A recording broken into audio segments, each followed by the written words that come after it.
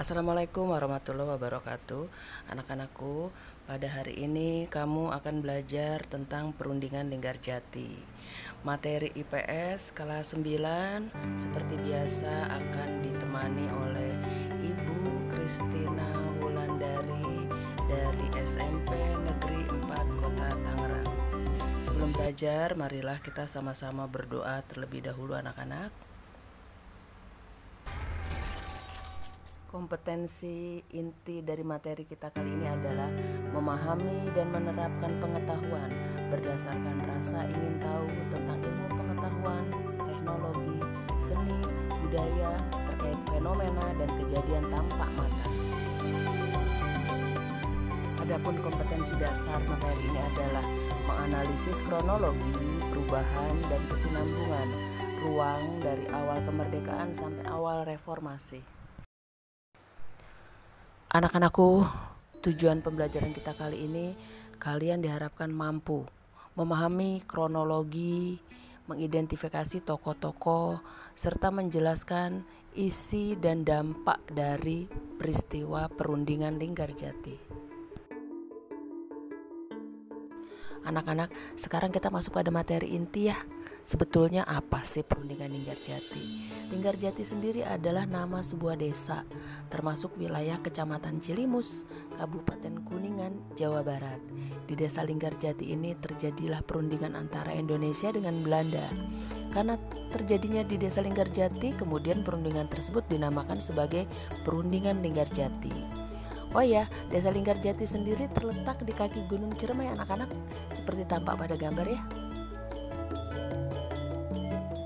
Anak-anak, perundingan Linggarjati yang dilaksanakan tanggal 11 hingga 13 November 1946 melibatkan tokoh-tokoh yang terdiri dari 3 delegasi, pemerintah Indonesia, pemerintah Belanda, dan pemerintah Inggris, serta saksi tamunya. Kalian bisa simak baik-baik. Yang tampak pada gambar adalah Ketua Delegasi Indonesia, Sultan Syahrir. Kemudian gambar sekarang adalah William Sugarmerhon yang merupakan wakil dari pemerintah Belanda.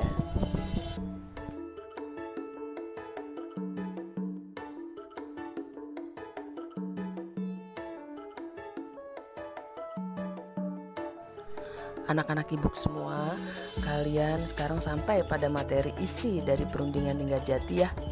Yang pertama, Jasuma, Jawa, Sumatera, Madura.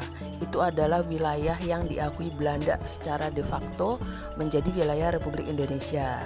Lalu yang kedua, Belanda diwajibkan untuk meninggalkan wilayah dari Republik Indonesia selambatnya 1 Januari 1949.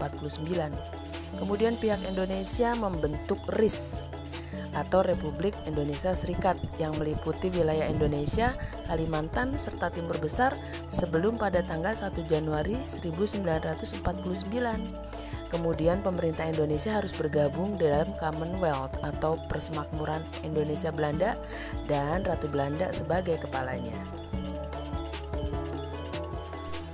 Setelah perundingan Linggarjati terjadi, muncul tentu dampak dari perundingan Linggarjati tersebut, baik positif atau negatif. Dampak positifnya adalah 1. Posisi Indonesia di mata dunia internasional semakin kuat dengan adanya pengakuan dari pihak Belanda kepada kemerdekaan Indonesia, dan ini juga mendorong berbagai negara lain untuk kemudian mengakui kemerdekaan Republik Indonesia secara sah. Yang kedua, Belanda juga mengakui negara Republik Indonesia mempunyai kekuasaan atas tanah Jawa, Madura, dan Sumatera. Secara de facto Indonesia menguasai atas wilayah tersebut. Ketiga, berakhirnya konflik antara Indonesia dengan Belanda.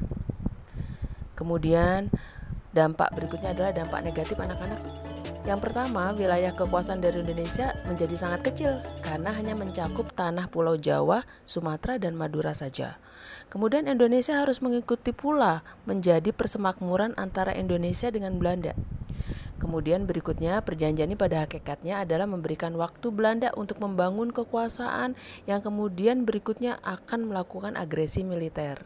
Dan terakhir, Partai Nasional sendiri kemudian mengkritik pemerintah Indonesia karena dianggap lemah dalam mempertahankan kedaulatan RI.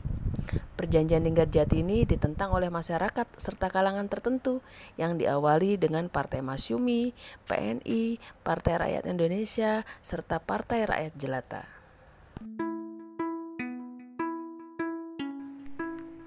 Anak-anak, agar kalian lebih mengerti tentang materi kita, setelah materi berakhir, kalian diberi latihan oleh ibu guru. Silakan simak baik-baik soal dari latihan materi perundingan Linggarjati anak-anak.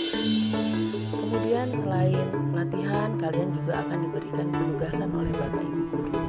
Penugasan tersebut adalah sebagai berikut.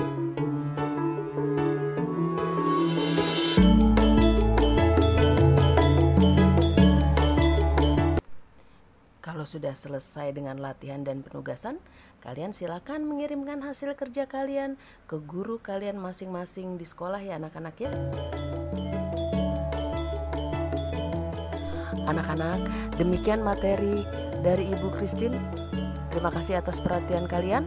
Terakhir pesan untuk kalian adalah sekalipun di rumah tetaplah belajar dengan semangat. Jangan lupa selalu protokol kesehatan. 3M, mencuci tangan, memakai masker, dan menjaga jarak.